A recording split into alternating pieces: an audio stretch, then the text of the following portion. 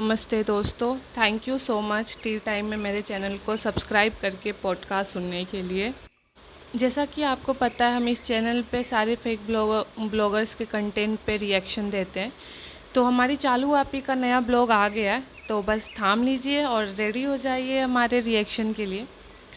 सबसे पहले मैं बताऊं, पिछले ब्लॉग की तरफ हम चलते हैं, जहां उन्होंने हिजाब को हेयर स्टाइल समझ के कभी दाएं तो कभी बाएं लहरा रही थी, ये सोच के कि हनीमून पे बुजुर्ग दुल्हन हुए तो क्या हुआ, हम भी कुछ नया ट्रेंडी कपड़ा और नया हेयर स्टाइल करेंगे। तो ऑब्वियसली हिजाब को उन्होंने हेयर स्टाइल की तरह पेश किया था ब्लॉग में। उनको ये लगा रही हिंदुस्तानी ऑडियंस है, उनको कौन ही पूछता है, हमारा पैसा जिस कंट्री के ऑडियंस से आता है वो तो हमारे सारे पाप भूल गए हैं। पाप चाहे नंबर 1 4 बॉयफ्रेंड बनाना हो, चाहे गांव में किसी माँ को जहर देने की धमकी देना हो, चाहे किसी लड़के को फंसाना हो, चाहे अपने ऑडियंस को मीठी मीठी बातों में कनिंग नेचर को छुपा के एक स्वीट बेबी का रोल प्ले करना हो, क्योंकि बाकी ऑडियंस तो माफ़ कर देती है, हिंदुस्तानी ऑडियंस पकड़ के ट्रोल कर लेती है। तो भाई भाव क्यों देना।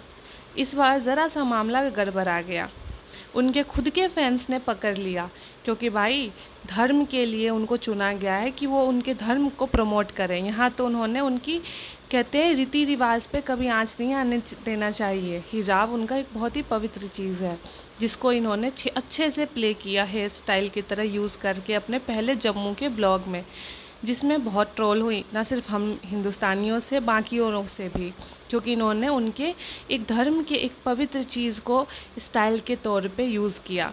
कहते हैं पैसा ज़्यादा हो जाता है तो घमंड आ जाता है। इब्राहिम फैमिली भूल रहे हैं, ये पैसा उनको उनके किसी चीज़ के लिए मिल रहा है। ऑडियंस उनको जो देख रही है वो इसलिए नहीं देख रही कि वो आदि पुरुष में ने जैसे मूवी में रामायण का मिसयूज़ किया है, उसी तरह इब्राहिम फैमिली अब अपने धर्म का मिसयूज़ करके कंटेंट बना रही है। तो वेरी गुड ऑडियंस, आपने आवाज़ उठाई कि हिजाब एक खुद का एक धर्म से रिलेटेड, उसकी रिस्पेक्ट करनी ज़रूरी है। हर चीज़ को स्टाइल फैशन नहीं बनाया जा सकता। खुद को अमीषा पटेल समझ बैठी थी और वहाँ पे उनको लगा कि जैसे भी हो अपनी सुंदरता से सनी महाराज जी को इम्प्रेस कर देगी। टेंशन क्यों लेती हो चालू आप पे, पूरी दुनिया आपसे इम्प्रेस है। इतनी बुजुर्ग दुल्हन कहाँ मिलेगी आज के समय में, इतनी बुजुर्ग बच्ची कहाँ आज की इतनी स्वीट आवाज़ में बात करती है। तौबा तौबा, ऐसी मासूमियत नहीं है यूट्यूब पे, आप इकलौती हैं। इंजॉय करिए इस पर्क को। और हाँ, दूसरी बात मेरी ये थी कि आपने देखा होगा चिपिका को उस मीरा रोड में आधे से ज़्यादा घर इन्हीं के उस बिल्डिंग में। कोई बात नहीं, इसमें कोई गलती नहीं, मेहनत की है तो घर, पैसे आए तो घर भी रहेगा। लेकिन एक लाइन मुझे खटती है, जब उन्हीं के ब्लॉगिंग में हमेशा कहते हैं प्यार बांटिए, प्यार बांटिए, लोगों का खुशी का ध्यान रखिए। एक बात पूछती हूँ, उस बिल्डिंग में 10 घर में 8 घर चलो आपका है, 2 घर किसी और का है, क्या कभी उनके खुशी की सोची है? जितना ये लोग कंस्ट्रक्शन करते हैं, इतना धूल डस्ट आता है कि लोग बोलते हैं अरे चिपिका तुम्हारा बच्चा रियल है कि फेक है, वो तो दूसरी बात है, अगर चलो रियल ही है तो ज़रा ध्यान तो दो। इतना कंस्ट्रक्शन धूल डस्ट से तुम अपने बच्चे का जान को रिस्क में रखी हो, और साथ में इतना खटखट पिट होता रहता है। उनके बिल्डिंग में रहने वाले बाकी नन इब्राहिम फैमिलीज़ का क्या हाल होता होगा, सोच के भी मैं कभी कभी सहम जाती हूँ। और सबसे और इम्पॉर्टेंट बात, उन फैमिलीज़ में भी बच्चे होंगे, लड़कियाँ होंगी। जैसे इब्राहिम फैमिलीज़ के यहाँ गांव भर के तरह भर भर के हर उम्र के लोग आते हैं, जाने अनजाने। इतना अनसेफ हो गया होगा वो बिल्डिंग। चलो इब्राहिम फैमिलीज़ की तो पूरे रिश्तेदार हैं, पैसे के दम पे सबको टुन्नू मुन्नू हीरा मोती को रखे रहते हैं, लेकिन जो नन इब्राहिम फैमिलीज़ उस घर में रहती है उनका क्या उनको नहीं मन होता होगा कि वो जिस घर में रहते हैं वहाँ ज़रा सुकून के 2 रात ही सो जाएं? कैसे पॉसिबल है? हर टाइम तो ड्रिल होता है, खटखट पटपट, कभी ये शिफ्ट कभी वो शिफ्ट, कभी ये कभी वो। ओहो, एक बात मानिए इब्राहिम जी, नशा जब आप करते हैं, एक दिन नशा से छुट्टी लीजिए। नशा करने की जगह लोगों को प्यार बांटिए ना बांटिए, अपने बिल्डिंग में रहने वालों पे दया ज़रूर कर दीजिए, उनको भी तो 2 दिन शांति से सोने को मिले।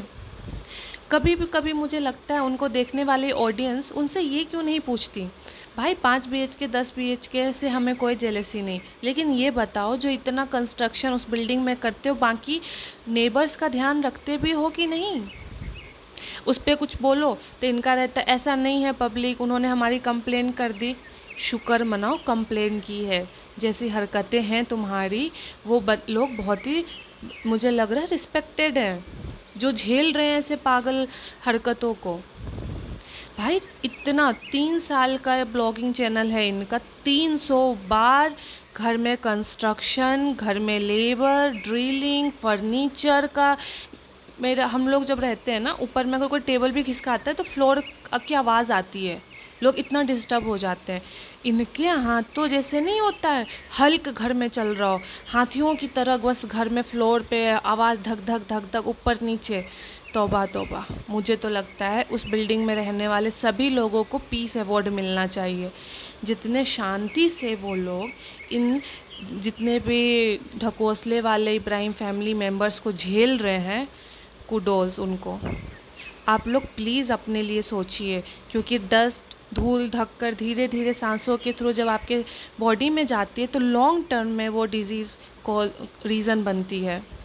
तो प्लीज़ आप लोग को अगर लग रहा है ये लोग बहुत पावरफुल हैं, आपकी आवाज़ को दबाया जा रहा है, तो उस बिल्डिंग में रहने वाले लोग प्लीज़ कोई दूसरा रास्ता निकालिए।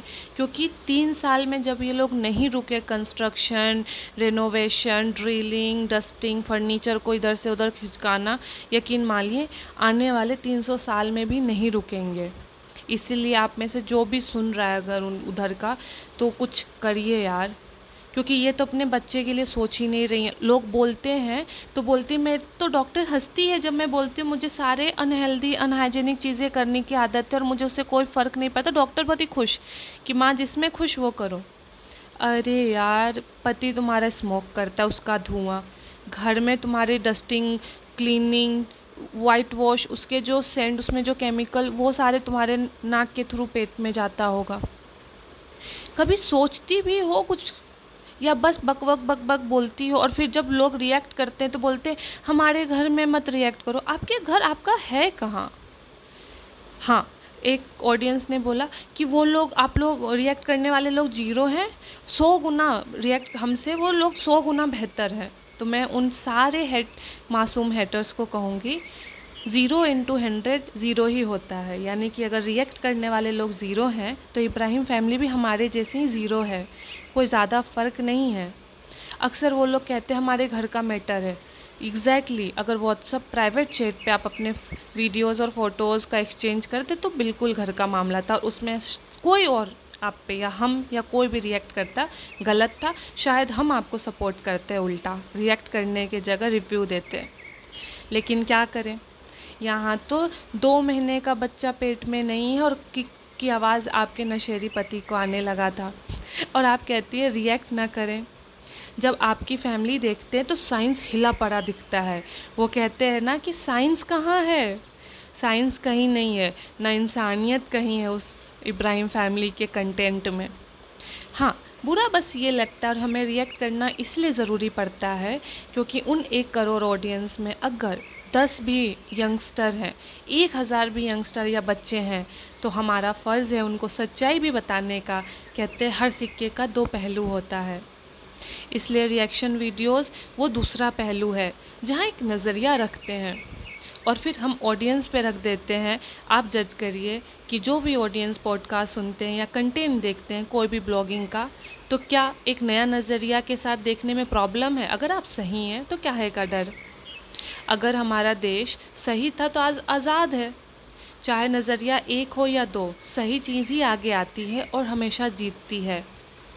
मुंबई का जो भी नए निखिल का ब्लॉग था, आप देखिए आज उसका क्या हाल है।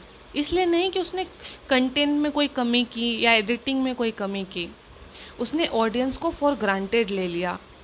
अगर आपको इब्राहिम फैमिली से मैं बोल रही हूँ, जो भी लोग आपसे जुड़े हैं, यकीन मानिए वो सिर्फ इस लालच में, हर एक को अच्छा लगता है कि अगर उनके एरिया का, उनके कास्ट का, उनके धर्म का कोई इंसान अच्छा पोर्ट्रे सो कॉल्ड पोर्ट्रे जो करते हैं, तो लोगों को लगता है अरे हम बताएंगे, अरे वो हमारे ही धर्म से, वो हमारे ही कास्ट से, देखो उनका कितना अच्छा रहन सहन, उनका सोच कितना अच्छा है, इसलिए लोग आपसे जुड़े हैं।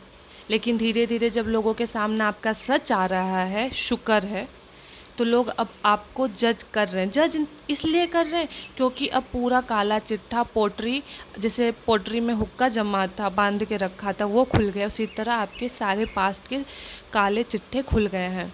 तो जज करना तो बनता है। और जितने भी ऑडियंस है, प्लीज़ कमेंट बॉक्स में अपना रिव्यू बताइए। आप सब अपना ध्यान रखिएगा और कंस्ट्रक्शन के जगह से